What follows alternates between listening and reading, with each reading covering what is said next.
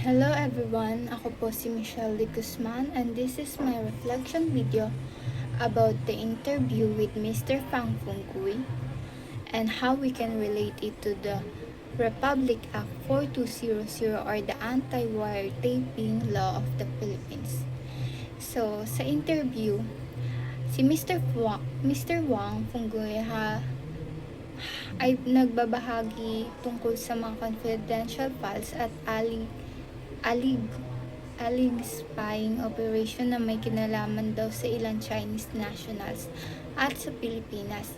Marami siyang binabanggit tungkol sa intelligence, secret files at mga taong konektado sa national security service ng China. Habang pinapanood ko yung interview, napaisip ako, paano nga ba pumapasok dito ang RA 4200?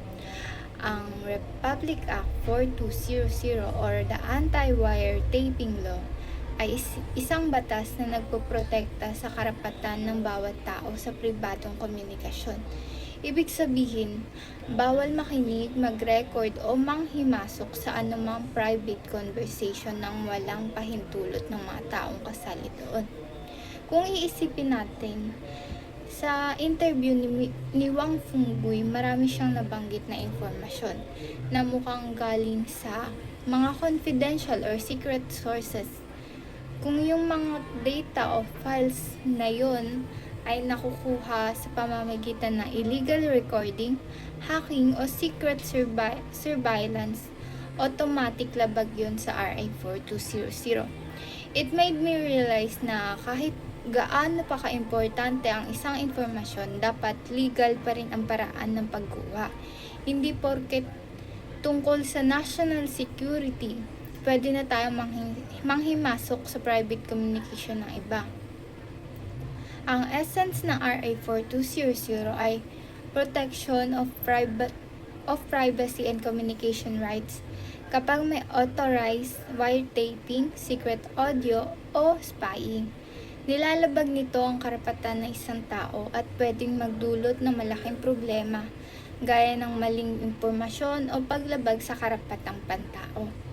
Sabi pa ni Wang sa interview, malakas daw ang overseas execution ability ng Chinese government. Meaning, kaya nila mag-monitor kahit sa labas ng bansa, kaya mas nakakatakot isipin na posibleng may mga communication o private data na hindi ligtas. Dito pumapasok ang halaga ng RA 4200. Even if lumang batas na ito, napaka-relevant pa rin niya ngayon, lalo na sa panahon ng digital technology, hacking at cyber espionage. It reminds us na ang privacy ay hindi dapat isakripisyo kahit nasa gitna ng political o intelligence issues. Kung titignan natin sa side ni Guo Waping at mga ibang taong nabanggit sa interview, kung may mga recordings o files na ginagamit laban sa kanila na walang proper authorization, dapat protektado sila ng batas na ito. Kasi ang RA 420 ay para sa lahat, Filipino man o foreigner, basta nandito sa Pilipinas. Sa reflection ko, I realized na RA 4200 teach us a balance between truth and respect for privacy.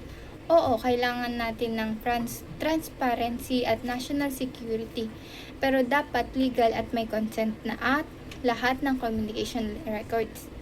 In the end, Wang Fungui interview reminds us na ang power na information ay dapat gamitin ng may responsibility at respeto sa batas. So to conclude, RA 4200 is not just about wiretapping. It's about protecting the dignity, rights, and privacy of every person. At kahit pag-gaano kalaki ang issue, ang batas pa rin ang dapat masunod. Maraming salamat po. I'm Michelle de Guzman and this has been my reflection on the application of Republic Act 4200 in relation to the Wang Fungui interview. Maraming salamat po.